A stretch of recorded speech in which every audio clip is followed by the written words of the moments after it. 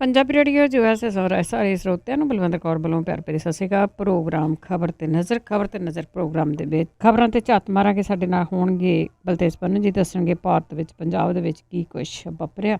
ਖਬਰਾਂ ਤੋਂ ਪਹਿਲਾਂ ਧੰਨਵਾਦ ਸਾਡੇ ਸਪਾਂਸਰ ਦਾ ਜਿਨ੍ਹਾਂ ਨੇ ਇਸ ਪ੍ਰੋਗਰਾਮ ਨੂੰ ਸਪਾਂਸਰ ਕੀਤਾ, ਸਭ ਤੱਕ ਪਹੁੰਚਾਇਆ। ਖਾਲਸਾ ਇੰਸ਼ੋਰੈਂਸ ਏਜੰਸੀ ਸਾਨੂੰ ਜੇ 4082722500 ਹਰ ਇੱਕ ਤਰ੍ਹਾਂ ਦੀ ਇੰਸ਼ੋਰੈਂਸ ਕਰਦੇ ਨੇ। ਗੁਰਦੀਪ ਸਿੰਘ ਪਿੰਡੀ ਕਲੋਵਸ, ਸਤਨਾਮ ਸਿੰਘ ਸ਼ੇਰਗਿੱਲ ਸਲਮਾ, ਬਖਸ਼ੀਸ਼ ਸਿੰਘ ਕ੍ਰਦਰਸ, ਸੁਰਿੰਦਰ ਸਿੰਘ ਗਿੱਲ ਸਟਾਕਟਨ, ਮਨਜੀਤ ਸਿੰਘ ਦੀਵਾਨਾ, ਦੇਵ ਸਿੰਘ ਸਿੰਧੀ, ਦਰਸ਼ਨ ਸਿੰਘ ਭਲਵਾਨ, ਮਹਾ ਸਿੰਘ ਜੜੀਆ ਫਰਜ਼ਨੋ, ਜਸਵਿੰਦਰ ਸਿੰਘ ਵਿਰਕ ਹਿਊਸਟਨ, ਵਰਿੰਦਰ ਸਿੰਘ ਮੋਰਗਨ ਹਿਲ, ਦਰਸ਼ਨ ਸਿੰਘ ਸਲਮਾ।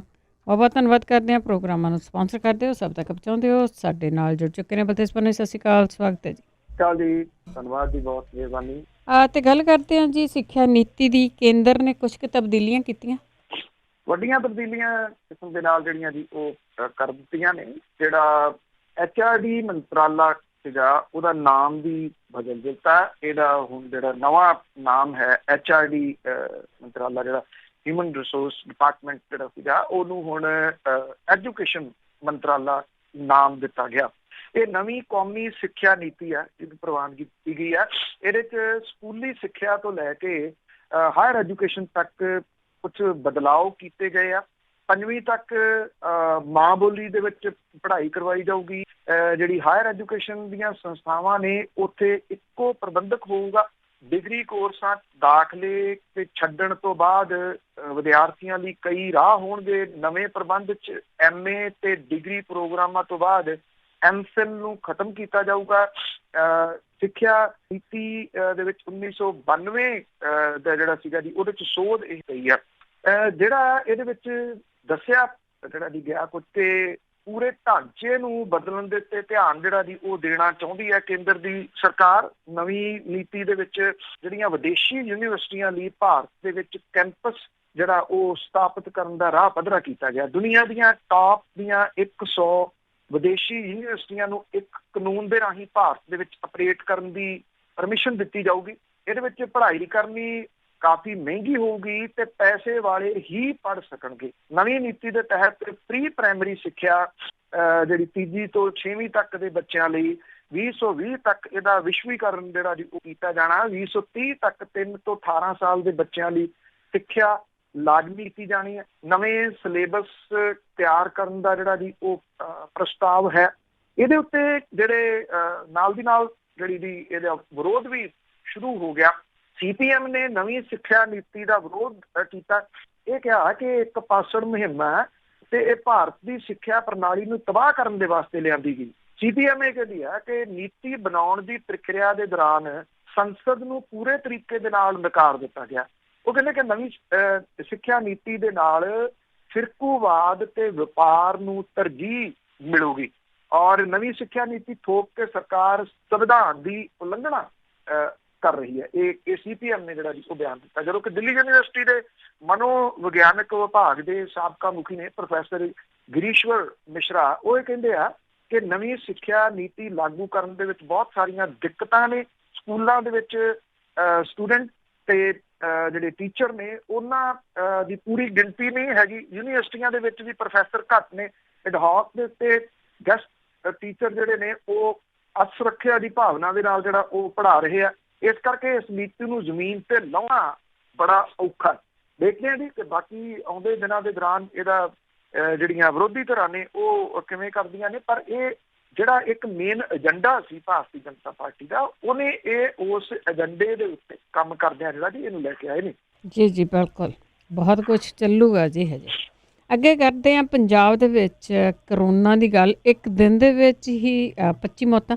ਐਕਚੁਅਲੀ ਜਿਹੜਾ ਕਰੋਨਾ ਹੈ ਜੀ ਇਹ ਪੂਰੇ ਮੁਲਕ ਦੇ ਵਿੱਚ ਵੀ ਆਊਟ ਆਫ ਕੰਟਰੋਲ ਵਾਲੀ ਸਥਿਤੀ ਵੱਲ ਨੂੰ ਤੇਜ਼ੀ ਨਾਲ ਵੱਧ ਰਿਹਾ। ਇੱਕ ਨਵੇਂ ਜਿਹੜੇ ਰਿਕਾਰਡ ਦੇ ਮੁਤਾਬਕ ਪਿਛਲੇ 24 ਘੰਟਿਆਂ ਦੇ ਦੌਰਾਨ 52,263 ਮਾਮਲੇ ਸਾਹਮਣੇ ਆਏ ਆ ਤੇ ਭਾਰਤ ਦੇ ਵਿੱਚ 15,84,384 ਮਾਮਲੇ ਹੋ ਗਏ ਆ। ਮਤਲਬ ਕਿ ਅੱਜ 16 ਲੱਖ ਨੂੰ ਵੀ ਜਿਹੜਾ ਜੀ ਉਹ ਕ੍ਰੋਸ ਕਰ ਜੂਗਾ ਭਾਰਤ ਜਿਹੜਾ ਜੀ, ਜਿੰਨੀ ਤੇਜ਼ੀ ਦੇ ਨਾਲ ਇਹ ਮਾਮਲੇ ਵੱਧ ਰਹੇ ਆ।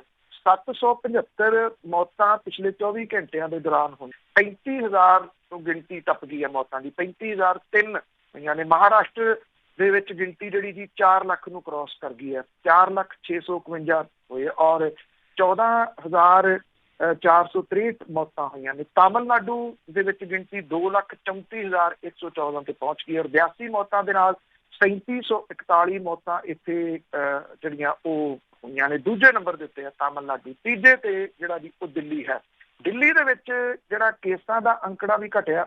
ਦਿੱਲੀ ਦੇ ਵਿੱਚ ਮੌਤਾਂ ਦੀ ਗਿਣਤੀ ਵੀ ਜਿਹੜੀ ਹੈ ਜੀ ਉਹ ਘੱਟ ਹੋਈ ਹੈ। ਸ਼ਾਇਦ ਪਲਾਜ਼ਮਾ ਥੈਰੇਪੀ ਜਿਹੜੀ ਕਿਤੇ ਨਾ ਕਿਤੇ ਵਰਕ ਕਰਦੀ ਨਜ਼ਰ ਆ ਰਹੀ ਹੈ ਦਿੱਲੀ ਦੇ ਵਿੱਚ। ਜਿੱਥੇ ਤੱਕ ਪੰਜਾਬ ਦੇ ਨਾਲ ਲੱਗਵੇਂ ਸੂਬੇ ਹਰਿਆਣੇ ਦੀ ਗੱਲ ਹੈ, 755 ਉੱਥੇ ਮਾਮਲੇ ਸਾਹਮਣੇ ਆਏ ਨੇ। 33,631 ਹੋ ਗਏ ਆ। 413 ਹੁਣ ਤੱਕ ਡੈਥ ਹੋਈਆਂ ਨੇ।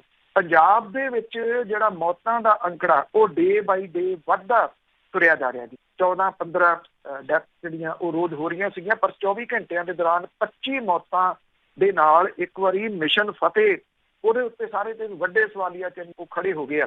ਸਿਹਤ ਵਿਭਾਗ ਤੇ ਵੱਡੇ ਸਵਾਲੀਆ ਚਿੰਨ੍ਹ ਜਿਹੜੇ ਆ ਉਹ ਖੜੇ ਹੋ ਰਹੇ ਆ, ਕਿਉਂਕਿ ਜਿਹੜੇ ਮੌਤ ਦਰ ਹੈ ਉਹ ਪੰਜਾਬ ਦੇ ਵਿੱਚ ਬੜੀ ਹਾਈ ਹੋ ਗਈ। 25 ਡੈਥ ਜਿਹੜੀਆਂ ਉਹ ਹੋਈਆਂ ਨੇ।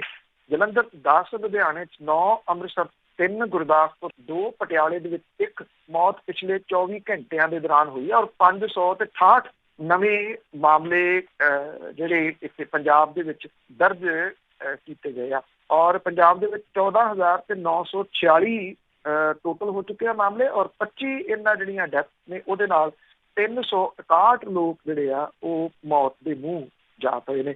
ਔਰ ਜਿਹੜੀ ਇਹ ਸਿਹਤ ਡਿਪਾਰਟਮੈਂਟ ਹੈ ਉਹਦੇ, ਕਿਉਂਕਿ ਲੋਕਾਂ ਨੇ ਕਦੀ ਸੋਚਿਆ ਹੀ ਨਹੀਂ ਜੀ ਇਸ ਦੇ ਬਾਰੇ ਦੇ ਵਿੱਚ। ਲੋਕ ਤਾਂ ਅਧੀਏ ਪਊਏ ਤੇ ਆਟਾ ਦਾਲ ਦੇ ਉੱਤੇ ਲੱਗੇ ਰਹੇ। ਅੱਜ ਜਿਹੜੇ ਜੀ ਉਹ ਸਵਾਲੀਆ ਚਿੰਨ੍ਹ ਵੱਡੇ ਦੋ ਜਿਹੜੀਆਂ ਆਮ ਕਿਸੇ ਵੀ ਬੰਦੇ ਦੀਆਂ ਜਿਹੜੀਆਂ ਮੁੱਢਲੀਆਂ ਲੋੜਾਂ ਹੁੰਦੀਆਂ ਨੇ, ਸਿੱਖਿਆ ਤੇ ਸਿਹਤ, ਇਹਨਾਂ ਦੋਨਾਂ ਦੇ ਉੱਤੇ ਸਵਾਲੀਆ ਚਿੰਨ੍ਹ ਜਿਹੜੇ ਜੀ ਉਹ ਖੜੇ ਹੋ ਰਹੇ ਨੇ। ਉਹ ਇਸ ਤਰ੍ਹਾਂ ਹੋ ਰਿਹਾ ਜੀ ਕਿ ਇੱਕ ਤਾਂ ਪ੍ਰਾਈਵੇਟ ਸਕੂਲ ਜਿਹੜੇ ਨੇ ਉਹਨਾਂ ਨੇ ਨੱਕ 'ਚ ਦਮ ਜਿਹੜਾ ਕੀਤਾ ਪਿਆ, ਪੇਰੈਂਟਸ ਦੇ ਲਿਆਓ ਫੀਸਾਂ, ਤੇ ਦੂਜਾ ਜਿਹੜਾ ਸਿਹਤ ਡਿਪਾਰਟਮੈਂਟ ਹੈ ਜੀ ਉਹਦੇ ਜੋ ਹਾਲਾਤ ਬਣੇ ਹੋਏ ਨੇ। ਹੁਣ ਸਵਾਲ ਇਹੀ ਹੈ ਜੀ ਕਿ ਲੋਕ ਇਹਦੇ ਵਾਸਤੇ ਸੋਚਣਗੇ ਕਦੀ ਜਾਂ ਨਹੀਂ ਜੀ। ਇਹ ਮਹਾਮਾਰੀ ਸਿਖਾ ਕੇ ਤਾਂ ਬਹੁਤ ਕੁਝ ਜਿਹੜਾ ਜੀ ਜਾ ਰਹੀ। ਪਰ ਜੇ ਸੋਚਣਗੇ ਤਾਂ ਹੀ ਹੈ ਨਾ, ਸੋਚਦੇ ਨਹੀਂ ਬਹੁਤੀ ਵਾਰੀ। ਅੱਗੇ ਗੱਲ ਕਰਦੇ ਹਾਂ ਰਾਜਸਥਾਨ ਦੇ ਵਿੱਚ ਜੋ ਕਾਂਗਰਸ ਦਾ ਡਰਾਮਾ ਚੱਲ ਰਿਹਾ। ਹੁਣ ਦੋਨੇ ਹੀ ਧਿਰਾਂ 14 ਅਗਸਤ ਨੂੰ ਸੈਸ਼ਨ ਸੱਦਣ ਲਈ ਤਿਆਰ। ਦੇਖੋ ਇਹ ਇੱਕ ਮਹਾਮਾਰੀ ਉਹ ਹੈ ਜੀ, ਇੱਕ ਮਹਾਮਾਰੀ ਜਿਹੜੀ ਸਿਆਸਤ ਹੈ ਔਰ ਇਹ ਉਸ ਮਹਾਮਾਰੀ ਤੋਂ ਵੀ ਖਤਰਨਾਕ ਹੈ। ਤੁਸੀਂ ਦੇਖੋ ਕਿ ਕੇਂਦਰ ਦੇ ਵਿੱਚ ਬੈਠੀ ਸਰਕਾਰ ਪੂਰਾ ਟਿੱਲ ਲਾ ਰਹੀ ਹੈ ਕਿ ਇਹ ਸਰਕਾਰ ਜਿਹੜੀ ਹੈ ਚੱਲਣ ਨਾ ਦਿੱਤੀ ਜਾਵੇ, ਤੋੜੀ ਜਾਵੇ, ਜਿਵੇਂ ਵੀ ਹੋ ਸਕਦਾ ਤੋੜੀ ਜਾਵੇ। ਅਸ਼ੋਕ ਗਹਿਲੋਤ ਆਪਣੀ ਸਰਕਾਰ ਬਣਾਉਣ ਦਾ ਯਤਨ ਤਾਂ, ਬਚਾਉਣ ਦਾ ਯਤਨ ਤਾਂ ਕਰ ਹੀ ਰਹੇ ਆ, ਨਾਲ ਦੀ ਨਾਲ ਇਹ ਵੀ ਪੂਰੀ ਕੋਸ਼ਿਸ਼ ਕਰ ਰਹੇ ਆ ਕਿ ਸਚਿਨ ਪਾਇਲਟ ਨੂੰ ਹੁਣ ਸਿਰੇ ਤੋਂ ਜਿਹੜਾ ਕੱਢ ਦਿੱਤਾ ਜਾਵੇ ਤਾਂ ਕਿ ਉਹਨਾਂ ਦੇ ਅਸ਼ੋਕ ਗਹਿਲੋਤ ਦੇ ਪੁੱਤ ਦਾ ਰਾਹ ਪੱਧਰ ਹੋ ਜੇ। ਰਾਜਸਥਾਨ ਦੇ ਵਿੱਚ 4 ਚਿੱਠੀਆਂ ਜਿਹੜੀਆਂ ਲਿਖੀਆਂ ਰਾਜਪਾਲ ਨੂੰ, ਚਾਰੇ ਉਹਨੇ ਵਾਪਸ ਭੇਜੀਆਂ। ਹੁਣ ਜਿਹੜਾ ਜੀ ਇਹ ਦੋਨੋਂ ਧਿਰਾਂ ਜਿਹੜੀਆਂ ਰਾਜਪਾਲ ਤੇ ਮੁੱਖ ਮੰਤਰੀ 14 ਅਗਸਤ ਦੇ ਵਾਸਤੇ ਜਿਹੜਾ ਜੀ ਇਹ ਸੱਦਣ ਦੀ ਤਜਵੀਜ਼ ਜਿਹੜੀ ਆ ਉਹਨੂੰ ਰਾਜਪਾਲ ਕਲਰਾਜ ਮਿਸ਼ਰਾ ਨੇ ਐਕਸੈਪਟ ਜਿਹੜਾ ਜੀ ਉਹ ਕਰ ਲਿਆ। ਅਸ਼ੋਕ ਗਹਿਲੋਤ ਨੇ ਕੈਬਨਿਟ ਦੀ ਜਿਹੜੀ ਮੀਟਿੰਗ ਸੀ ਉਹਦੇ ਵਿੱਚ ਇਹ ਤਜਵੀਜ਼ ਨੂੰ ਪਾਸ ਕੀਤਾ ਤੇ ਇਹ ਕਿਹਾ ਕਿ 14 ਅਗਸਤ ਨੂੰ ਜਿਹੜਾ ਉਹ ਸੱਦਿਆ ਜਾਵੇ। ਸਰਕਾਰੀ ਸੂਤਰਾਂ ਨੇ ਦਲੀਲ ਇਹ ਦਿੱਤੀ ਕਿ ਇਹਦੇ ਨਾਲ ਰਾਜਪਾਲ ਦੇ ਵੱਲੋਂ 21 ਦਿਨ ਦਾ ਨੋਟਿਸ ਦੇਣ ਦੀ ਸ਼ਰਤ ਜਿਹੜੀ ਆ ਉਹ ਪੂਰੀ ਹੋ ਜਾਂਦੀ ਹੈ। ਮਤਲਬ ਕਿ ਉੱਥੇ ਫਿਰ ਜਿਹੜਾ ਜੀ ਉਹਦੀ ਵੀ ਰਹਿ ਜੂਗੀ, ਭਾਵ ਕਿ ਰਾਜਪਾਲ ਦੀ ਵੀ ਰਹਿ ਜੂਗੀ ਤੇ ਮੁੱਖ ਮੰਤਰੀ ਦੀ ਵੀ ਰਹਿ ਜੂਗੀ। ਰਾਜਪਾਲ ਨੇ ਇਸ ਦੇ ਨਾਲ ਆਪਣੀ ਜਿਹੜੀ ਵੀ ਉਹ ਮਨਵਾ ਲਈ। ਰਾਜਪਾਲ ਨੇ ਇਹ ਆਖਿਆ ਜਿਹੜੀ ਚਿੱਠੀ ਇਸ ਤੋਂ ਪਹਿਲੀ ਵਾਪਸ ਕਿ ਸਰਕਾਰ ਇੰਨੇ ਥੋੜ੍ਹੇ ਸਮੇਂ ਇਜਲਾਸ ਕਿਉਂ ਸੱਦਣਾ ਚਾਹੁੰਦੀ ਆ। ਜੇ ਉਹ ਇਹਦਾ ਕਾਰਨ ਨਹੀਂ ਦੱਸਣਗੇ ਤਾਂ 21 ਦਿਨ ਦੇ ਨੋਟਿਸ ਦੇ ਉੱਤੇ ਉਹ ਰੈਗੂਲਰ ਸੈਸ਼ਨ ਜਿਹੜਾ ਉਹ ਸੱਦ ਸਕਦੇ ਆ। ਜਿਹੜੇ ਕਲਰਾਜ ਮਿਸ਼ਰਾ ਸੀ ਉਹਦੇ ਨਾਲ ਮੁਲਾਕਾਤ ਵੀ ਗਹਿਲੋਤ ਨੇ ਜਿਹੜੀ ਉਹ ਕੀਤੀ ਔਰ ਕਾਂਗਰਸ ਦਫ਼ਤਰ ਦੇ ਵਿੱਚ ਉਹਨਾਂ ਪਾਰਟੀ ਵਰਕਰਾਂ ਨੂੰ ਵੀ ਮਿਲੇ। ਇਹ ਕਿਹਾ ਕਿ ਜਿਹੜਾ ਲਵ ਲੈਟਰ ਸੀਗਾ ਉਹ ਤਾਂ ਆ ਗਿਆ, ਹੁਣ ਮੈਂ ਚਾਹ ਪਾਣੀ ਜਿਹੜਾ ਜੀ ਉਹ ਪੀਣ ਦੇ ਵਾਸਤੇ ਜਾ ਰਿਹਾ। ਹੁਣ ਦੇਖਣਾ ਇਹ ਹੋਊਗਾ ਇਹਨਾਂ 14 ਦਿਨਾਂ ਦੇ ਦੌਰਾਨ ਕੀ ਤੋੜ ਭੰਨ ਹੋਊਗੀ। ਇਹਦੇ 'ਚ ਕੋਈ ਸ਼ੱਕ ਵਾਲੀ ਜਿਹੜੀ ਗੱਲ ਨਹੀਂ, ਤੋੜ ਭੰਨ ਤਾਂ ਹੋਊ। ਹੁਣ ਤੋੜ ਭੰਨ ਜਿਹੜੀ ਜੀ ਉਹ ਭਾਰਤੀ ਜਨਤਾ ਪਾਰਟੀ ਕਿੰਨਾ ਕਰੂਗੀ। ਜਿਹੜਾ ਸਚਿਨ ਪਾਇਲਟ ਹੈ ਉਹਦੇ ਨਾਲ ਜਿਹੜੇ ਤੁਰੇ ਹੋਏ ਨੇ ਉਹ ਕਿੰਨਾ ਆਪਣੇ ਆਪ ਨੂੰ ਬਚਾ ਸਕਣਗੇ। ਅਸ਼ੋਕ ਗਹਿਲੋਤ ਕਿੰਨੇ ਤੋੜ ਸਕੂਗਾ। ਇਹ ਸਾਰੇ ਅਹਿਮ ਸਵਾਲ ਨੇ ਜਿਹੜੇ ਆਉਂਦੇ ਤਕਰੀਬਨ ਤੁਸੀਂ ਲਾ ਲਓ ਕਿ 2 ਹਫ਼ਤਿਆਂ ਦੇ ਜਿਹੜੇ ਸਾਰਾ ਕੁਝ ਭੰਨ ਭੰਨਈਆ ਚੱਲੂਗਾ। ਬਿਲਕੁਲ ਜੀ, ਬਥੇਰੇ ਫੰਡ ਜਮ੍ਹਾਂ ਕੀਤੀ ਉਹ ਭਾਜਪਾ ਨੇ, ਸਰਕਾਰਾਂ ਹੀ ਖਰੀਦਦੇ ਆ, ਕਰਦੇ ਵੀ ਕੀ ਹੈਗੇ ਆ। ਤੇ ਅੱਗੇ ਗੱਲ ਕਰਦੇ ਹਾਂ, ਪੰਜਾਬ ਦੀ ਸ਼ਗਨ ਸਕੀਮ ਸੀਗੀ ਜਿਹੜੀ ਕੁੜੀਆਂ ਨੂੰ ਦਿੰਦੇ ਸੀ, ਹੁਣ ਤਾਂ ਕੁੜੀਆਂ ਵੀ ਮਾਵਾਂ ਬਣ ਗਈਆਂ ਪਰ ਉਹਨਾਂ ਨੂੰ ਆਸ਼ੀਰਵਾਦ ਨਹੀਂ ਮਿਲਿਆ। ਬਿਲਕੁਲ ਜੀ, ਕੋਈ ਡਿਸਟ੍ਰਿਕਟ ਨਹੀਂ ਗਾ ਜਿਹੜਾ ਕਿ ਬਚਿਆ ਹੋਇਆ। ਡਿਸਟ੍ਰਿਕਟ ਮਾਨਸਾ ਦੇ ਵਿੱਚ 2019 ਦੇ ਕਰੀਬ 2000 ਤੋਂ ਉੱਤੇ ਕੇਸ, 2033 ਕੇਸ ਬਕਾਇਆ ਪਏ ਆ, ਜਿਹਦੇ ਵਾਸਤੇ 4 ਕਰੋੜ 26 ਲੱਖ ਰੁਪਏ ਦੀ ਲੋੜ ਹੈ। ਡਿਸਟ੍ਰਿਕਟ ਨਵਾਂ ਸ਼ਹਿਰ ਦੇ ਵਿੱਚ 372 ਕੇਸ ਪੈਂਡਿੰਗ ਪਏ ਆ। ਡਿਸਟ੍ਰਿਕਟ ਮੁਕਤਸਰ ਦੇ ਵਿੱਚ 1300 ਕੇਸ ਬਕਾਇਆ ਪਏ ਆ। ਪੰਜਾਬ ਦੇ ਵਿੱਚ ਕਰੀਬ 20,000 ਜਿਹੜੇ ਨੇ ਉਹਨਾਂ ਨੂੰ ਸਰਕਾਰੀ ਸਕੀਮ ਦੀ ਰਾਸ਼ੀ ਅਜੇ ਤੱਕ ਨਹੀਂ ਮਿਲੀ। 700 ਪਰਿਵਾਰਾਂ ਦੇ ਵਿੱਚ ਜਿਹੜੀਆਂ ਕੁੜੀਆਂ ਨੇ ਜਿਨ੍ਹਾਂ ਨੇ ਵਿਆਹ ਜਿਨ੍ਹਾਂ ਦੇ ਹੋਏ ਤੇ ਉਹਨਾਂ ਨੇ ਸ਼ਗਨ ਸਕੀਮ ਲਈ ਅਪਲਾਈ ਕੀਤਾ ਸੀਗਾ, 700 ਪਰਿਵਾਰਾਂ ਦੇ ਵਿੱਚ ਉਹਨਾਂ ਦੀਆਂ ਜਿਹੜੀਆਂ ਦੀ ਮਤਲਬ ਕਿ ਬੱਚੇ ਵੀ ਉਹਨਾਂ ਦੇ ਖੇਡਣ ਲੱਗ ਪਏ ਉਹਨਾਂ ਦੀ ਗੋਦੀ ਦੇ ਵਿੱਚ। 21,000 ਰੁਪਏ ਜਿਹੜੇ ਆ ਜੀ ਉਹ ਜਿਹੜੀਆਂ ਅਨੁਸੂਚਿਤ ਤੇ ਪਛੜੀਆਂ ਜਾਤੀਆਂ ਦੇ ਪਰਿਵਾਰਾਂ ਦੀਆਂ ਕੁੜੀਆਂ ਨੂੰ ਵਿਆਹ ਦੇ ਮੌਕੇ ਸ਼ਗਨ ਸਕੀਮ ਦੇ ਰੂਪ 'ਚ ਦਿੱਤੇ ਜਾਂਦੇ ਆ।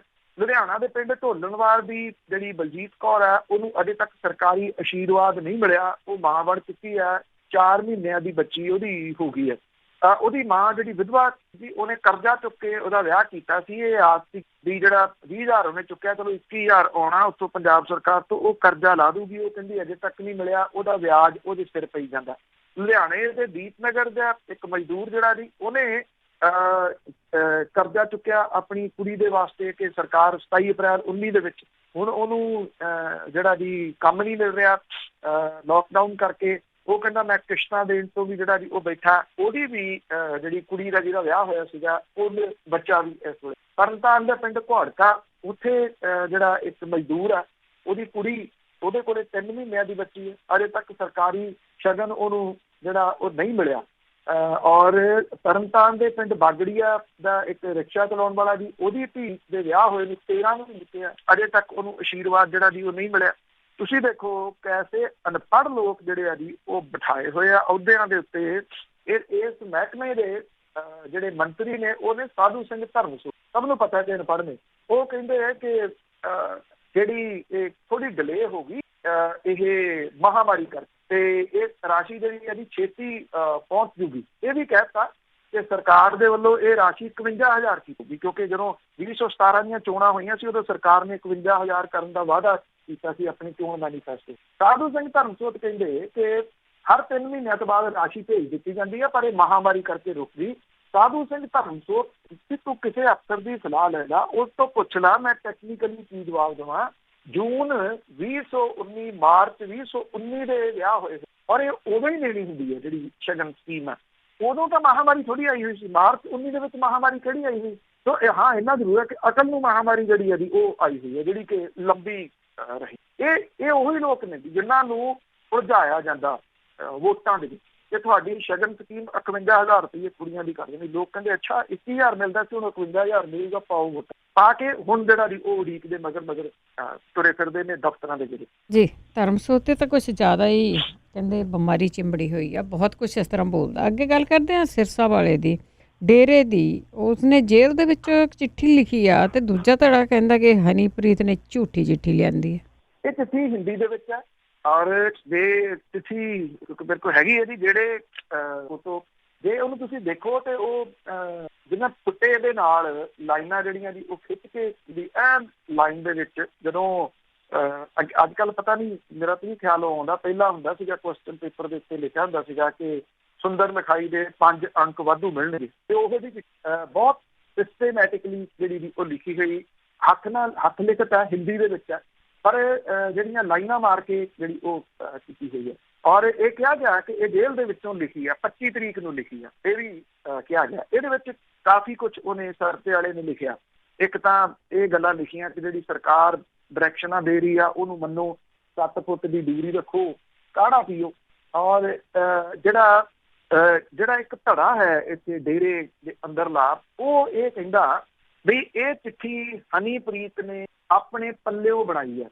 ਉਹਦੇ ਵੈਸੇ ਇਹ ਜਿਹੜੀ ਡੇਰੇ ਦੀ ਵਾਈਸ ਚੇਅਰਪਰਸਨ ਹੈ ਸ਼ੋਭਾ ਇੰਸਾ, ਉਹਦੇ ਵੱਲੋਂ ਟਵਿੱਟਰ ਦੇ ਉੱਤੇ ਸਭ ਤੋਂ ਪਹਿਲਾਂ ਸ਼ੇਅਰ ਕੀਤੀ। ਹਨੀਪ੍ਰੀਤ ਨੇ ਇਹਨੂੰ ਰੀਟਵੀਟ ਕੀਤਾ इतों थोड़ा जिहड़ा जी वो शक पैंदा जिहड़ी चीज़ आ जिहड़ा ये धड़ा वो ये कहंदा कि क्योंकि अंदर धड़ेबंदी बड़ी तेज हुई है इस वे हनीप्रीत जिहड़ी इंटरव्यू में पिछे वीरपाल इंसान दे नाल वो ये गल कहंदी सी सिद्धम सिद्धी कि हनीप्रीत डेरे दी मुखी बनना चाहुंदी वो कहंदी कि ये वपारी वर्ग है जिन्हें असल दे विच डेरे दा सत्यानाश कीता हुण हनीप्रीत ने ये जिहड़ी चिट्ठी आ वो ਜਿਹੜੀ ਵਾਇਰਲ ਕਰਕੇ ਜਾਂ ਬਾਹਰ ਕੱਢ ਕੇ ਇਹ ਦੱਸਣ ਲਿਆ ਕਿ ਉਹਦੇ ਵਿੱਚ ਉਹਨੇ ਸਰਸੇ ਵਾਲੇ ਨੇ ਇਹ ਲਿਖਿਆ ਕਿ ਉੱਥੇ ਐਵੇਂ ਨਾ ਧੜੇਬੰਦੀਆਂ ਜਿਹੜੀਆਂ ਬਣਾਓ ਜਿੰਨੀ ਦੇਰ ਮੈਂ ਜਿਉਣਾ ਚਾਹੇ ਜਿੱਥੇ ਰਹਾਂ ਚਾਹੇ ਜੇ ਉਹਦੇ ਕਹਿਣ ਦਾ ਭਾਵ ਇਹ ਉਹਨੇ ਲਿਖਿਆ ਨਹੀਂ ਪਰ ਉਹਦੇ ਕਹਿਣ ਦਾ ਭਾਵ ਇਹ ਹੈ ਕਿ ਬੇਸ਼ੱਕ ਮੈਂ ਜੇਲ੍ਹ ਦੇ ਵਿੱਚ ਰਹਾਂ ਪਰ ਮੈਂ ਡੇਰੇ ਦਾ ਮੁਖੀ ਮੈਂ ਹੀ ਰਹੂੰਗਾ ਵੀ ਉਮਰ ਇਹ ਉਹਦੇ ਵਿੱਚ ਉਹਨੇ ਚਿੱਠੀ ਦੇ ਵਿੱਚ ਜਿਹੜਾ ਉਹ ਕਹਿਣ ਦੀ ਕੋਸ਼ਿਸ਼ ਕੀਤੀ ਹੈ।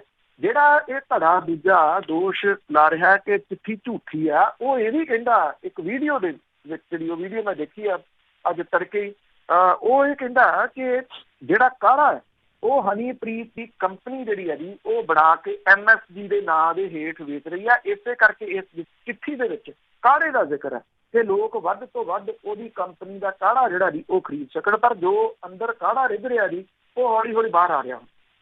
ਬੜਾ ਕੁਛ ਆਊ ਜੀ ਬਾਹਰ। ਅੱਗੇ ਗੱਲ ਕਰਦੇ ਹਾਂ ਸਰਕਾਰ ਦੀ ਬਚਤ ਮੁਹਿੰਮ ਦੀ ਕਿ ਬਚਤ ਮੁਹਿੰਮ ਤਾਂ ਆ ਗਈ ਪਰ ਵਜ਼ੀਰਾਂ ਤੇ ਕੋਈ ਕੱਟ ਨਹੀਂ ਲੱਗਾ। ਬਿਲਕੁਲ ਜੀ ਇਹ ਜਿਹੜੀ ਬਚਤ ਆ ਜੀ ਉਹਦੇ ਉੱਤੇ ਜਿਹੜੇ ਕੱਟ ਲੱਗ ਰਹੇ ਆ ਉਹ ਜਿਹੜੇ ਸਰਕਾਰੀ ਕਰਮਚਾਰੀ ਨੇ ਉਹਨਾਂ ਦੇ ਉੱਤੇ ਲੱਗ ਰਹੀ ਆ ਅਫਸਰਾਂ ਦੇ ਉੱਤੇ ਜਿਹੜਾ ਜੀ ਉਹ ਲੱਗ ਰਿਹਾ ਲੱਗਣਾ ਚਾਹੀਦਾ ਕੱਟ ਜਿਹੜਾ ਜੀ ਕਿਉਂਕਿ ਲੋੜ ਤੋਂ ਵੱਧ ਇਹ ਖਰਚੇ ਜਿਹੜੇ ਜੀ ਉਹ ਪਾ ਰਹੇ ਆ। ਪੰਜਾਬ ਸਰਕਾਰ ਨੇ ਸੇਵਿੰਗ ਦੀ ਮੁਹਿੰਮ ਦੇ ਵਜੋਂ ਚੰਡੀਗੜ੍ਹ ਦੇ ਵਿੱਚ ਤਾਇਨਾਤ IAS ਆਫਿਸਰਾਂ ਲਈ ਦੂਜੀ ਵਾਰੀ ਤੇਲ ਦਾ ਕੱਟ ਲਾਇਆ। ਕੁਝ ਸਮਾਂ ਪਹਿਲਾਂ ਵਿੱਤ ਵਿਭਾਗ ਨੇ ਤੇਲ ਤੇ 25% ਕੱਟ ਲਾਇਆ ਸੀ। ਹੁਣ ਸਰਕਾਰ ਨੇ ਫਿਰ 25% ਹੋਰ ਤੇਲ ਦੀ ਕਟੌਤੀ ਜਾਰੀ ਚਿੱਠੀ ਦੇ ਵਿੱਚ ਚੰਡੀਗੜ੍ਹ ਦੇ ਵਿੱਚ ਜਿਹੜੇ ਵਿਸ਼ੇਸ਼ ਸਕੱਤਰ ਪ੍ਰਬੰਧਕਾਂ ਪ੍ਰਮੁੱਖ ਸਕੱਤਰ ਵਧੀਕ ਮੁੱਖ ਸਕੱਤਰ ਉਹਨਾਂ ਨੂੰ ਮਿਲਦੇ ਤੇਲ ਦੇ ਉੱਤੇ 25% ਕੱਟ ਲਾਇਆ। ਇਸ ਕਟੌਤੀ ਤੋਂ ਸਿਹਤ ਵਿਭਾਗ ਮੈਡੀਕਲ ਐਜੂਕੇਸ਼ਨ ਪੁਲਿਸ ਖੁਰਾਕ ਤੇ ਸਪਲਾਈ ਖੇਤੀ ਜ਼ਿਲ੍ਹਾ ਅਧਿਕਾਰੀਆਂ ਨੂੰ ਛੋਟ ਦਿੱਤੀ ਗਈ ਆ। ਵਿੱਤ ਮਹਿਕਮੇ ਦਾ ਤਰਕ ਹੈ ਕਿ ਚੰਡੀਗੜ੍ਹ ਦੇ ਵਿੱਚ ਤਾਇਨਾਤ ਅਧਿਕਾਰੀ 50% ਸਟਾਫ ਦੇ ਨਾਲ ਕੰਮ ਕਰ ਰਹੇ ਆ ਜਾਂ ਫਿਰ ਘੱਟ ਯਾਤਰਾ ਕਰ ਰਹੇ ਆ। ਇਸ ਵੇਲੇ ਕਰੋਨਾ ਕਰਕੇ ਤੇਲ ਦੀ ਖਪਤ ਜਿਹੜੀ ਹੈ ਜੀ ਉਹ ਕਾਫੀ ਘੱਟ ਸੀ। ਮੁੱਖ ਸਕੱਤਰ ਦੇ ਤੇਲ ਖਰਚੇ 'ਚ ਕੋਈ ਕਟੌਤੀ ਨਹੀਂ ਕੀਤੀ ਗਈ। ਜਿਹੜੇ ਇਸ ਸਕੱਤਰਾਂ ਨੂੰ ਪਹਿਲਾਂ ਪਰ ਦਿਨ ਦਾ 300 ਲੀਟਰ ਤੇਲ ਮਿਲਦਾ ਸੀ ਇੱਕ ਦਿਨ ਦਾ। ਤੁਸੀਂ ਦੇਖੋ ਕਿੱਥੇ ਖਰਚਣਾ ਤੁਸੀਂ 300 ਲੀਟਰ ਤੇਲ ਦੇਣਾ ਔਰ ਪ੍ਰਤੀ ਮਹੀਨਾ ਔਰ ਹੁਣ ਇਹ 150 ਲੀਟਰ ਜਿਹੜਾ ਜੀ ਉਹ ਪ੍ਰਤੀ ਮਹੀਨਾ ਮਿਲੂਗਾ। 2 ਕੱਟਾਂ ਦੇ ਕੱਟ ਪਹਿਲਾਂ ਇੱਕ ਕੱਟ ਲਾਇਆ ਗਿਆ ਹੁਣ ਦੂਜਾ ਕੱਟ ਜਿਹੜਾ ਜੀ ਉਹ ਲੱਗਿਆ। ਵਧੀਕ ਮੁੱਖ ਸਕੱਤਰ ਨੂੰ ਪ੍ਰਤੀ ਮਹੀਨਾ 345 ਲੀਟਰ ਤੇ ਮੁੱਖ ਸਕੱਤਰ ਨੂੰ ਪ੍ਰਤੀ ਮਹੀਨਾ 500 ਲੀਟਰ ਤੇਲ ਮਿਲਦਾ ਸੀ ਜਿਹੜਾ ਕਿ ਹੁਣ 2 ਵਾਰੀ ਕਟੌਤੀ ਲਾਉਣ ਤੋਂ ਬਾਅਦ 173 ਲੀਟਰ ਤੇ 250 ਲੀਟਰ ਰਹਿ ਗਿਆ। ਡਿਪਟੀ ਕਮਿਸ਼ਨਰਾਂ ਨੂੰ ਪਰ ਮਹੀਨਾ 400 ਲੀਟਰ ਤੇਲ ਮਿਲਦਾ ਸੀ ਔਰ ਜਿਹੜੇ ਉੱਚ ਅਧਿਕਾਰੀ ਨੇ ਉਹਨਾਂ ਦੇ ਕੋਲੇ ਇਨੋਵਾ ਗੱਡੀਆਂ ਨੇ ਜਿਨ੍ਹਾਂ ਦੀ ਐਵਰੇਜ 10 ਕਿਲੋਮੀਟਰ ਪ੍ਰਤੀ ਲੀਟਰ ਹੈ। ਜੇ ਦੇਖੀਏ ਤਾਂ ਮੁੱਖ ਸਕੱਤਰ ਰੋਜ਼ 80 ਕਿਲੋਮੀਟਰ ਸਫ਼ਰ ਕਰ ਸਕੂਗਾ ਜਦੋਂ ਕਿ ਵਧੀਕ ਮੁੱਖ ਸਕੱਤਰ ਜਿਹੜਾ ਉਹ ਰੋਜ਼ 55 ਕਿਲੋਮੀਟਰ ਸਰਕਾਰੀ ਖਰਚੇ ਦੇ ਉੱਤੇ ਸਫ਼ਰ ਜਿਹੜਾ ਵੀ ਉਹ ਕਰ ਸਕਣਗੇ ਔਰ ਇਹਦੇ ਨਾਲ 50 ਕਿਲੋਮੀਟਰ ਦਾ ਜਿਹੜਾ ਸਰਕਾਰੀ ਤੇਲ ਦੇ ਨਾਲ ਔਸਤਨ ਸਫ਼ਰ ਜਿਹੜਾ ਉਹ ਕੀਤਾ ਜਾ ਸਕੂਗਾ। ਤੇ ਦੇਖੋ ਇਹ ਐਡਜਸਟ ਤਾਂ ਕਰਨਾ ਪਊਗਾ ਪਰ ਕੱਟ ਲੱਗਣ ਕਿਉਂ ਨਾ ਲੱਗਣ। ਪਰ ਇਹਦੇ 'ਚ ਇੱਕ ਜਿਹੜਾ ਵੀ ਵੱਡਾ ਸਵਾਲ ਇਹ ਆ ਕਿ ਵਿੱਤ ਮਹਿਕਮੇ ਨੇ ਜਿਹੜੀ ਕਟੌਤੀ ਕੀਤੀ ਆ ਇਹਦੇ ਵਿੱਚੋਂ ਵਜ਼ੀਰਾਂ ਨੂੰ ਸਾਈਡ ਤੇ ਰੱਖਿਆ। ਵਿਧਾਇਕਾਂ ਤੇ ਸੰਸਦ ਮੈਂਬਰਾਂ ਨੂੰ ਪਹਿਲਾਂ 500 ਲੀਟਰ ਪ੍ਰਤੀ ਮਹੀਨਾ ਤੇਲ ਮਿਲਦਾ ਜਦੋਂ ਕਿ ਵਜ਼ੀਰਾਂ ਨੂੰ ਤੇਲ ਖਰਚ ਦੀ ਖੁੱਲ੍ਹ ਹੈ। ਜਿਹੜੇ ਵਜ਼ੀਰ ਨੇ ਉਹ ਪ੍ਰਾਈਵੇਟ ਵਹੀਕਲ ਜਿਹੜੇ ਵਰਤਦੇ ਆ ਉਹਨਾਂ ਨੂੰ ਪ੍ਰਤੀ ਕਿਲੋਮੀਟਰ 15 ਰੁਪਏ ਦਿੱਤੇ ਜਾਂਦੇ ਆ ਔਰ ਇੱਕ ਵਾਰੀ ਵਧਾ ਕੇ 18 ਰੁਪਏ ਵੀ ਕਰਤੇ ਸੀ। ਰੌਲਾ ਪੈ ਗਿਆ ਮੁੜ ਕੇ ਫਿਰ 15 ਦੇ ਉੱਤੇ ਜਿਹੜਾ ਜੀ ਉਹ ਲੈ ਆਉਂਦੇ। ਕੱਟ ਤਾਂ ਲੱਗ ਰਹੇ ਸਭ ਦੇ ਉੱਤੇ ਲੱਗਣੇ ਐਵੇਂ ਬਿਨਾਂ ਮਤਲਬ ਤੋਂ ਜਿਹੜਾ ਜੀ ਉਹ ਕਾਰਾਂ ਭਜਾਈ ਸਕੀਆਂ। ਜਦੋਂ ਮੁੱਖ ਮੰਤਰੀ ਹੋਣੀ ਸਾਰਾ ਕੁਛ ਹੀ ਆਪਣੇ ਫਾਰਮ ਹਾਊਸ ਤੋਂ ਚਲਾਈ ਜਾਂਦੇ ਆ ਵੀਡੀਓ ਦੇ ਰਾਹੀਂ ਤੇ ਇਹ ਕਿਉਂ ਨਹੀਂ ਚਲਾ ਸਕਦੇ? ਇਹ ਵੀ ਚਲਾ ਸਕਦੇ ਨੇ ਵੀਡੀਓ ਦੇ ਰਾਹੀਂ ਪਰ ਇਹ ਕੱਟ ਵਜ਼ੀਰਾਂ ਦੇ ਉੱਤੇ ਵੀ ਜਿਹੜੇ ਵੀ ਉਹ ਲੱਗਣੇ ਚਾਹੀਦੇ। ਬਿਲਕੁਲ ਜੀ ਬਿਲਕੁਲ ਚਾਹੀਦੇ ਆ। ਤੇ ਅੱਗੇ ਕੈਪਟਨ ਅਮਰਿੰਦਰ ਸਿੰਘ ਦੀ ਜੇ ਗੱਲ ਕਰੀਏ ਉਹ ਲੱਗਦਾ ਹੈ ਕਿ UAPA ਦੇ ਹੱਕ ਦੇ ਵਿੱਚ ਭੁਗਤ ਰਿਹਾ। ਜਿਹੜਾ ਉਹਨਾਂ ਦਾ ਬਿਆਨ ਹੈ ਉਹ ਇਸੇ ਤਰ੍ਹਾਂ ਦਾ ਜਿਹੜਾ ਜੀ ਉਹ ਬਿਆਨ ਹੈ। ਇਹ ਉਹਨਾਂ ਨੇ ਗੱਲ ਕਹੀ ਆ ਹਾਲਾਂਕਿ ਕਿਉਂਕਿ ਅਕਾਲੀ ਦਲ ਬਾਦਲ ਦੇ ਵੱਲੋਂ ਵੀ ਇਹ ਪੰਥਕ ਏਜੰਡਾ ਜਿਹੜਾ ਜੀ ਉਹਨੂੰ ਬਣਾਉਣ ਦੀ ਕੋਸ਼ਿਸ਼ ਜਿਹੜੀ ਉਹ ਕੀਤੀ ਗਈ ਸੀ। ਉਂਝ ਤਾਂ ਕਦੀ ਬੋਲਦੇ ਨਹੀਂ। ਆਪ ਕਿੰਨੀਆਂ ਗ੍ਰਿਫਤਾਰੀਆਂ ਕੀਤੀਆਂ ਇਹ ਨਹੀਂ ਦੱਸਦੇ। ਇਹ ਗੱਲ ਆਖੀ ਗਈ ਸੀ ਕਿ UAPA ਜਿਹੜਾ ਅਨਲਾਫੁਲ ਐਕਟੀਵਿਟੀ ਪ੍ਰੀਵੈਂਸ਼ਨ ਐਕਟ ਹੈ ਉਹਦੇ ਤਹਿਤ ਗ੍ਰਿਫਤਾਰੀਆਂ ਜਿਹੜੀਆਂ ਜੀ ਉਹਦੇ ਉੱਤੇ ਬਿਆਨ ਦਿੱਤਾ ਸੀ। ਇਹਦੇ ਉੱਤੇ ਕੈਪਟਨ ਅਮਰਿੰਦਰ ਸਿੰਘ ਹੋਰਾਂ ਨੇ ਇਹ ਗੱਲ ਕਹੀ ਹੈ ਕਿ ਉਹ ਪੰਜਾਬ ਤੇ ਦੇਸ਼ ਦੀ ਅਖੰਡਤਾ ਦੀ ਰਾਖੀ ਲਈ ਕਾਨੂੰਨ ਦੇ ਅਨੁਸਾਰ ਸਾਰੇ ਢੁਕਵੇਂ ਸਟੈਪ ਜਿਹੜੇ ਜੀ ਉਹ ਲੈਣਗੇ। ਇਹ ਵੀ ਕਿਹਾ ਕਿ ਉਹ ਅਕਾਲੀ ਦਲ ਦੇ ਪ੍ਰਧਾਨ ਦੀਆਂ ਧਮਕੀਆਂ ਦੇ ਮੂਹਰੇ ਨਹੀਂ ਜਿਹੜਾ ਜੀ ਉਹ ਝੁਕਦੇ। ਇਹ ਕਿਹਾ ਕੈਪਟਨ ਅਮਰਿੰਦਰ ਸਿੰਘ ਹੋਰਾਂ ਨੇ ਕਿ ਜੇ UAPA ਦੇ ਤਹਿਤ ਪੰਜਾਬ ਪੁਲਿਸ ਦੇ ਵੱਲੋਂ ਗਲਤ ਢੰਗ ਦੇ ਨਾਲ ਗ੍ਰਿਫਤਾਰ ਕਰਨ ਦਾ ਜਾਂ ਮਾਮਲਾ ਦਰਜ ਸੰਬੰਧੀ ਕੋਈ ਵਿਸ਼ੇਸ਼ ਕੇਸ ਉਹਦੇ ਧਿਆਨ ਦੇ ਵਿੱਚ ਹੈ ਤੇ ਉਹ ADCG ਉਹਨੂੰ ਭੇਜੇ। ਉਹਨੇ ਕਿਹਾ ਕਿਸੇ ਖਿਲਾਫ ਕੋਈ ਝੂਠਾ ਮਾਮਲਾ ਦਰਜ ਕਰਨ ਦਾ ਸਵਾਲ ਹੀ ਪੈਦਾ ਨਹੀਂ ਹੁੰਦਾ। ਇਹ ਕਿਹਾ ਕਿ ਜਿਹੜਾ ਅਕਾਲੀ ਦਲ ਦਾ ਪ੍ਰਧਾਨ ਹੈ ਉਹ ਪੰਜਾਬੀ ਨੌਜਵਾਨਾਂ ਖਾਸ ਕਰਕੇ ਸਿੱਖਾਂ ਨੂੰ ਪੰਜਾਬ ਪੁਲਿਸ ਦੇ ਖਿਲਾਫ ਭੜਕਾ ਕੇ ਵੱਖਵਾਦੀ ਤਾਕਤਾਂ ਦਾ ਹੱਥ ਠੋਕਾ ਬਣ ਰਿਹਾ। ਮੁੱਖ ਮੰਤਰੀ ਨੇ ਇਹ ਗੱਲ ਕਹੀ ਕਿ UAPA ਦੇ ਤਹਿਤ ਅਕਾਲੀ ਭਾਜਪਾ ਸਰਕਾਰ ਦੇ ਵੇਲੇ ਪੰਜਾਬ ਦੇ ਵਿੱਚ 60 ਤੋਂ ਵੱਧ ਮਾਮਲੇ ਦਰਜ ਕੀਤੇ ਗਏ ਸੀ, ਜਿਹਦੇ ਵਿੱਚ 2010 ਦੇ ਵਿੱਚ 19 ਤੇ 2017 ਦੇ ਵਿੱਚ 12 ਮਾਮਲੇ ਸੀ। ਇਹਨਾਂ ਮਾਮਲਿਆਂ ਦੇ ਵਿੱਚ ਗ੍ਰਿਫਤਾਰ ਕੀਤੇ ਗਏ 225 ਵਿਅਕਤੀਆਂ ਦੇ ਵਿੱਚੋਂ 120 ਨੂੰ ਬਰੀ ਕੀਤਾ ਗਿਆ, ਜਿਹਦੇ ਤੋਂ ਉਹ ਕਹਿੰਦੇ ਕਿ ਸਪਸ਼ਟ ਸੰਕੇਤ ਮਿਲ ਰਿਹਾ ਕਿ ਅਕਾਲੀ ਹੁਕੂਮਤ ਦੇ ਦੌਰਾਨ ਇਸ ਐਕਟ ਦੀ ਅੰਨ੍ਹੇਵਾਹ ਦੁਰਵਰਤੋਂ ਜਿਹੜੀ ਜੀ ਉਹ ਕੀਤੀ ਸੀ। ਕੈਪਟਨ ਉਹਨਾਂ ਨੇ ਇਹ ਵੀ ਗੱਲ ਜਿਹੜੀ ਜੀ ਕਹੀ ਕਿ ਵੱਖਵਾਦੀ ਤੇ ਦਹਿਸ਼ਤਗਰਦੀ ਤੱਤਾਂ ਦੇ ਖਿਲਾਫ ਵਿੱਢੀ ਗਈ ਮੁਹਿੰਮ ਦਾ ਵਿਰੋਧ ਕਰਕੇ ਸਿੱਖਾਂ ਦੇ ਵਿੱਚ ਫਿਰਕੂ ਵੰਡੀਆਂ ਪਾਉਣ ਦਾ ਕੋਝਾ ਯਤਨ ਜਿਹੜਾ ਜੀ ਉਹ ਕਰ ਰਹੇ ਨੇ ਸਿੰਘ ਬਾਦਲ ਹੋਰੀ। ਉਹ ਕਿਹਾ ਕਿ ਸੁਖਬੀਰ ਸਿੰਘ ਬਾਦਲ ਨੂੰ ਇਹ ਪਤਾ ਹੋਣਾ ਚਾਹੀਦਾ ਹੈ ਕਿ ਜਿਹੜੀ ਸਿੱਖ ਪਰ ਜਸਟਿਸ ਹੈ ਉਹਨੂੰ ਭਾਰਤ ਤੇ ਸਰਕਾਰ ਦੇ ਵੱਲੋਂ ਗੈਰ ਕਾਨੂੰਨੀ ਸੰਸਥਾ ਜਿਹੜਾ ਜੀ ਉਹ ਐਲਾਨਿਆ ਜਾ ਚੁੱਕਾ। ਠੀਕ ਆ, ਇਹ ਜਿਹੜੇ ਨਾ ਜੀ ਇੱਕ ਪੱਖੋਂ ਤਾਂ ਮਿਲ ਕੇ ਚੱਲਦੇ ਆ ਵੀ ਤੂੰ ਆਹ ਬਿਆਨ ਦੇ ਦੀ, ਮੁੜ ਕੇ ਮੈਂ ਉਹਦੇ ਉੱਤੇ ਆਹ ਰਿਐਕਟ ਕਰੂੰਗਾ, ਕਿਉਂਕਿ ਇੱਕ ਦੂਜੇ ਨੂੰ ਇਹ ਬਿਆਨਾਂ ਦੇ ਰੂਪ 'ਚ ਪ੍ਰਮੋਟ ਕਰਦੇ ਆ। ਇਹਦੇ ਵਿੱਚ ਇਹ ਕਿਤੇ ਨਹੀਂ ਗੱਲ ਜਿਹੜੀ ਦੱਸੀ ਗਈ ਕਿ ਇੱਕ ਮੁੰਡਾ ਜਿਹੜਾ ਸੰਗਰੂਰ ਡਿਸਟ੍ਰਿਕਟ ਦੇ ਰਫਤਾ ਖੇੜਾ ਦਾ ਜਿਹੜਾ ਕਿ ਸੁਸਾਈਡ ਕਰ ਗਿਆ। ਕਿਉਂਕਿ ਜੇ ਗ੍ਰਿਫਤਾਰੀਆਂ ਪੰਜਾਬ ਦੇ ਵਿੱਚੋਂ ਹੋ ਰਹੀਆਂ ਨੇ ਇਹ ਠੀਕ ਹੈ ਕਿ ਜਿਹੜੀ ਕੇਂਦਰੀ ਏਜੰਸੀ ਇਹ ਗ੍ਰਿਫਤਾਰੀਆਂ ਕਰ ਰਹੀ ਹੈ NIA, ਉਹਦੇ ਤਹਿਤ ਇਹ ਗ੍ਰਿਫਤਾਰੀਆਂ ਹੋ ਰਹੀਆਂ। ਔਰ ਪਿਛਲੇ ਦਿਨਾਂ ਦੇ ਵਿੱਚ ਕੋਈ 50 ਦੇ ਕਰੀਬ ਮਾਮਲੇ ਦਰਜ ਕੀਤੇ ਗਏ ਆ। 50 ਦੇ ਮਾਮਲਿਆਂ 'ਚ 109 ਜਿਹੜੀਆਂ ਉਹ ਗ੍ਰਿਫਤਾਰੀਆਂ ਹੋਈਆਂ ਨੇ। ਔਰ ਥਾਣਿਆਂ ਦੇ ਵਿੱਚ ਵੀ ਜਿਹੜਾ ਸੱਦ ਕੇ ਪੁੱਛਗਿੱਛ ਤੇ ਉਹਨਾਂ ਦੀ ਪੂਰੀ ਇਨਫੋਰਮੇਸ਼ਨ ਜਿਹੜੀ ਲਈ ਹੈ। ਇਸ ਮਾਮਲੇ ਦੇ ਉੱਤੇ ਕੁਝ ਵੀ ਜਿਹੜਾ ਜੀ ਉਹ ਮੁੱਖ ਮੰਤਰੀ ਹੋਰੀ ਨਹੀਂ ਬੋਲੇ ਕਿ ਇਹ ਪੁੱਛਗਿੱਛ ਜਿਹੜੀ ਥਾਣਿਆਂ ਦੇ ਵਿੱਚ ਸੱਦ ਕੇ ਮੁੰਡਿਆਂ ਦੀ ਕਿਉਂ ਕੀਤੀ ਜਾ ਰਹੀ ਹੈ। ਕਿ ਕਿਸੇ ਦੇ ਫੇਸਬੁੱਕ ਪੇਜ ਨੂੰ ਲਾਈਕ ਕਰ ਦੇਣਾ ਉਹ ਕੋਈ ਗੁਨਾਹ ਹੈ? ਕਿਸੇ ਦਾ ਜਿਹੜਾ ਕੋਈ WhatsApp ਜਿਹੜਾ ਗਰੁੱਪ ਹੈ ਉਹਨੂੰ ਜੁਆਇਨ ਕਰ ਲੈਣਾ ਅਨਟਿਲ ਜੇ ਕਿਸੇ ਨੇ ਕੋਈ ਕ੍ਰਾਈਮ ਕਮਿਟ ਨਹੀਂ ਕੀਤਾ। ਇਹ ਤਾਂ ਉਹ ਗੱਲ ਹੈ ਨਾ ਕਿ ਦਿਮਾਗ ਦੇ ਵਿੱਚ ਕੋਈ ਬੰਦਾ ਸੋਚ ਰਿਹਾ ਕਿ ਮੈਂ ਆਹ ਜਿਹੜੀ ਚੀਜ਼ ਕਰਨੀ ਹੈ, ਤੁਸੀਂ ਇਹ ਕਹੋ ਵੀ ਤੂੰ ਦੋਸ਼ੀ ਹੋ ਗਿਆ, ਤੈਨੂੰ ਚੁੱਕ ਕੇ ਜਿਹੜਾ ਜੀ ਉਹ ਅੰਦਰ ਕਰਾਂਗੇ, ਉਹ ਤਾਂ ਸੋਚ ਰਿਹਾ ਨਾ। ਜੇ ਉਹ ਕੋਈ ਅਨਲਾਫੁਲ ਐਕਟੀਵਿਟੀ ਜਿਹਦੇ ਇਹ ਕਾਨੂੰਨ ਹੈ ਉਹ ਕਰ ਰਿਹਾ ਜਾਂ ਉਹਨੇ ਉਹਦੇ ਵਿੱਚ ਕੋਈ ਪਹਿਲਾ ਸਟੈਪ ਜਿਹੜਾ ਜੀ ਉਹ ਲੈ ਲਿਆ। ਇਹ ਪਹਿਲਾ ਸਟੈਪ ਇਹ ਨਹੀਂ ਗਾ ਕਿਸੇ ਦਾ ਫੇਸਬੁੱਕ ਜਿਹੜਾ ਪੇਜ ਲਾਈਕ ਕਰ ਦੇਣਾ ਜਾਂ ਕਿਸੇ ਗਰੁੱਪ ਦੇ ਵਿੱਚ ਉਹਦਾ ਮੈਸੇਜ ਜਿਹੜਾ ਅੱਗੇ ਫਾਰਵਰਡ ਕਰ ਦੇਣਾ। ਇਸ ਸਟੈਪ ਦੇ ਤਹਿਤ ਇਹਦੀਆਂ ਜਿਹੜੀਆਂ ਗ੍ਰਿਫਤਾਰੀਆਂ ਹੋਣੀਆਂ ਇਹ ਗਲਤ ਨੇ। ਇਸ ਮਾਮਲੇ ਦੇ ਉੱਤੇ ਮੁੱਖ ਮੰਤਰੀ ਹੋਰਾਂ ਨੇ ਕੋਈ ਸਪੀਕਰਨ ਜਿਹੜਾ ਜੀ ਉਹ ਨਹੀਂ ਕਰਨਾ, ਉਹਨਾਂ ਦੀ ਸਲਾਹ ਨਾ ਹੋ ਰਿਹਾ ਬਹੁਤਾ ਕੁਛ। ਤੇ ਅਖੀਰ ਦੇ ਵਿੱਚ ਗੱਲ ਕਰਦੇ ਹਾਂ ਬੇਅਦਬੀ ਕਾਂਡ ਦੀ ਜਿਹੜੀ ਜਾਂਚ ਆ ਉਸ ਦੇ ਵਿੱਚ SP ਬਲਜੀਤ ਸਿੰਘ ਪੇਸ਼ ਹੋਏ। SP ਬਲਜੀਤ ਸਿੰਘ ਦੀ ਹੇਠੋਂ ਜ਼ਮਾਨਤ ਰੱਦ ਹੋਈ ਸੀ ਹਾਈ ਕੋਰਟ ਦੇ ਵਿੱਚੋਂ, ਉਹਨੂੰ ਐਂਟੀਸਪੇਟਰੀ ਜਿਹੜੀ ਹੈ ਉਹ ਮਿਲੀ ਹੈ। ਇਹ ਐਂਟੀਸਪੇਟਰੀ ਮਿਲਣ ਤੋਂ ਬਾਅਦ ਉਹ ਜਾਂਚ ਸ਼ਾਮਲ ਨਹੀਂ ਸੀ ਹੋਇਆ। ਮੁੜ ਕੇ ਫਿਰ ਹਾਈ ਕੋਰਟ ਨੂੰ ਇਹ ਕਹਿਣਾ ਪਿਆ ਵੀ ਜਾਂਚ ਦੇ ਵਿੱਚ ਜਾ ਕੇ ਸ਼ਾਮਲ ਹੋਵੋ, ਨਹੀਂ ਤਾਂ ਤੁਹਾਡੀ ਇਹ ਜਿਹੜੀ ਬੇਲ ਆ ਉਹ ਰੱਦ ਕੀਤੀ। ਤੇ SP ਬਲਜੀਤ ਸਿੱਧੂ ਜਿਹੜਾ ਜੀ ਉਹ ਸ਼ਾਮਲ ਹੋਇਆ ਇਸ ਮਾਮਲੇ ਦੇ ਉੱਤੇ ਜਿਹੜਾ ਗੋਲੀ ਕਾਂਡ ਹੋਇਆ ਸੀ ਕੋਟਕਪੂਰਾ 'ਚ। ਉਸ ਮਾਮਲੇ ਦੇ ਵਿੱਚ ਉਹਨੂੰ ਜਿਹੜਾ ਜੀ ਇੱਥੇ ਮੁਲਜ਼ਮ ਦੇ ਵਜੋਂ ਨਾਮਜ਼ਦ ਕੀਤਾ ਗਿਆ ਸੀਗਾ। ਇਸ ਮਾਮਲੇ ਦੇ ਉਹਦੇ ਤੋਂ ਲੰਮੀ ਪੁੱਛਗਿੱਛ ਜਿਹੜੀ ਆ ਜੀ ਉਹ ਹੋਈ ਹੈ। ਪੁੱਛਗਿੱਛ ਦੇ ਵਿੱਚੋਂ ਕੀ ਨਿਕਲਿਆ ਅਜੇ ਕੋਈ ਬਹੁਤਾ ਵਿਸਥਾਰ ਇਸ ਮਾਮਲੇ ਦੇ ਵਿੱਚ ਸਾਹਮਣੇ ਨਹੀਂ ਆਇਆ। ਔਰ ਕੁਝ SIT ਦੇ ਸੂਤਰਾਂ ਦੇ ਅਨੁਸਾਰ SP ਬਲਜੀਤ ਸਿੱਧੂ ਨੂੰ ਮੁੜ ਕੇ ਫਿਰ ਜਿਹੜਾ ਜੀ ਉਹ ਜਾਂਚ ਦੇ ਵਾਸਤੇ ਪੁੱਛਗਿੱਛ ਦੇ ਵਾਸਤੇ ਸੱਦਿਆ ਜਾ ਸਕਦਾ ਛੇਤੀ। ਉਧਰ ਜਿਹੜੇ ਪ੍ਰੇਮੀ ਫੜੇ ਗਏ ਸੀਗੇ 5 ਉਹਨਾਂ ਦੀ ਜ਼ਮਾਨਤ ਕਿਉਂਕਿ ਮਨਜ਼ੂਰ ਹੋ ਗਈ ਸੀ, ਹੁਣ ਉਹਨਾਂ ਦੀ ਰਿਹਾਈ ਹੋ ਗਈ। ਔਰ ਇਹਦੇ ਵਿੱਚ ਹੋਇਆ ਇਹ ਕਿ ਰਿਹਾਈ ਹੁੰਦਿਆਂ ਸਾਰ ਪੰਜਾਬ ਪੁਲਿਸ ਨੇ ਉਹਨਾਂ ਨੂੰ ਸੁਰੱਖਿਆ ਦਿੱਤੀ ਹੈ ਤਾਂ ਕਿ ਉਹਨਾਂ ਦੇ ਉੱਤੇ ਕੋਈ ਸੰਭਾਵੀ ਹਮਲਾ ਨਾ ਜਿਹੜਾ ਜੀ ਉਹ ਹੋਵੇ। ਇਹਦੇ ਵਿੱਚ ਇੱਕ ਵੱਡਾ ਜਿਹੜਾ ਜੀ ਪੁਆਇੰਟ ਇਹ ਆ ਕਿ ਜਿਹੜੀ SIT ਰਣਬੀਰ ਸਿੰਘ ਖਟਲਾ ਹੋਰਾਂ ਦੀ ਅਗਵਾਈ ਵਾਲੀ ਸੀ ਜਿਹਨੇ ਇਹਨਾਂ ਡੇਰਾ ਪ੍ਰੇਮੀਆਂ ਨੂੰ ਗ੍ਰਿਫਤਾਰ ਕੀਤਾ ਸੀਗਾ, ਉਹਨਾਂ ਆਪਣੀ ਜਾਂਚ ਦੇ ਵਿੱਚ ਇੱਕ ਗੱਲ ਜਿਹੜੀ ਉਹ ਆਖੀ ਹੈ ਕਿ ਇਹ ਬੇਅਦਬੀਆਂ ਇਸ ਕਰਕੇ ਹੋਈ ਕਿ ਸਿੱਖ ਪ੍ਰਚਾਰਕ ਹਰਜਿੰਦਰ ਸਿੰਘ ਮਾਝੀ ਜਿਹੜੇ ਜੀ ਉਹਨਾਂ ਦੇ ਪ੍ਰਚਾਰ ਦੇ ਤੋਂ ਜਿਹੜਾ ਜੀ ਇਹ ਖਿਲੇ ਸੀਗੇ ਤੇ ਹਰਜਿੰਦਰ ਸਿੰਘ ਮਾਝੀ ਉਹਨਾਂ ਨੂੰ ਕੋਈ ਸੁਰੱਖਿਆ ਜਿਹੜੀ ਨਹੀਂ ਦਿੱਤੀ ਸੀ, ਜਦੋਂ ਕਿ ਉਹਦੇ ਵਿੱਚ ਉਹ ਮੇਨ ਧਿਰ ਜਿਹੜਾ ਜੀ ਦੱਸਿਆ ਗਿਆ ਉਹ SIT ਦੀ ਜਾਂਚ ਤੇ, ਜਦੋਂ ਕਿ ਪ੍ਰੇਮੀਆਂ ਨੂੰ ਤੁਰੰਤ ਜਿਹੜੀ ਜੀ ਉਹ ਸੁਰੱਖਿਆ ਦੇ ਦਿੱਤੀ ਸੀ। ਉਧਰ ਇੱਕ ਹੋਰ ਇਹਦੇ ਨਾਲ ਜੁੜੀ ਹੋਈ ਜਿਹੜੀ ਡਿਵੈਲਪਮੈਂਟ ਉਹ ਇਹ ਆ ਕਿ ਮਹਿੰਦਰਪਾਲ ਬਿੱਟੂ ਦੇ ਜਿਹੜਾ ਮਾਰਤਾ ਸੀ ਜੇਲ੍ਹ ਦੇ ਵਿੱਚ, ਜਿਹੜਾ ਕਤਲ ਹੋ ਗਿਆ ਸੀਗਾ, ਉਹ ਬਹੁਤ ਇੱਕ ਅਹਿਮ ਕੜੀ ਸੀ ਇਸ ਸਾਰੇ ਮਾਮਲੇ ਦੇ, ਔਰ ਉਹਦੇ ਕਤਲ ਦੇ ਨਾਲ ਬਹੁਤ ਕੁਝ ਜਿਹੜਾ ਜੀ ਉਹ ਦਬ ਗਿਆ, ਔਰ ਇਹ ਸਾਰੇ ਕੇਸ ਇੰਨੇ ਕਮਜ਼ੋਰ ਹੋ ਗਿਆ ਕਿ ਇਹਦੇ ਵਿੱਚ ਕਿਸੇ ਨੂੰ ਸਜ਼ਾ ਹੋ ਸਕੂਗੀ, ਇਹ ਬਹੁਤ ਵੱਡੇ ਸਵਾਲ ਜਿਹੜੇ ਜੀ ਉਹ ਬਣ ਗਏ, ਕਿਉਂਕਿ ਉਹ ਚਹੇਤਾ ਸੀ ਰਾਜਨੀਤਿਕ ਲੋਕਾਂ ਦਾ ਵੀ, ਇੱਕ ਅਕਾਲੀ ਆਗੂ ਜਿਹੜਾ ਇਸ ਏਰੀਏ ਦਾ ਉਹਦਾ ਵੀ ਉਹ ਚਹੇਤਾ ਸੀਗਾ। ਹੁਣ ਉਹਦੇ ਪਰਿਵਾਰ ਨੇ ਸਰਕਾਰ ਤੋਂ ਮੁਆਵਜ਼ੇ ਦੀ ਮੰਗ ਜਿਹੜੀ ਹੈ ਜੀ ਉਹ ਕੀਤੀ ਆ। ਇਹ ਕਿਹਾ ਕਿ ਪੰਜਾਬ ਸਰਕਾਰ ਉਹਦੇ ਕਤਲ ਦੇ ਵਾਸਤੇ ਜ਼ਿੰਮੇਵਾਰ ਹੈ ਤੇ ਉਹਨੂੰ ਹਰ ਸਾਲ 6 ਲੱਖ ਰੁਪਏ ਦਾ ਆਰਥਿਕ ਨੁਕਸਾਨ ਹੋ ਰਿਹਾ, ਜਿਹਦੀ ਭਰਪਾਈ ਪੰਜਾਬ ਸਰਕਾਰ ਕਰੇ।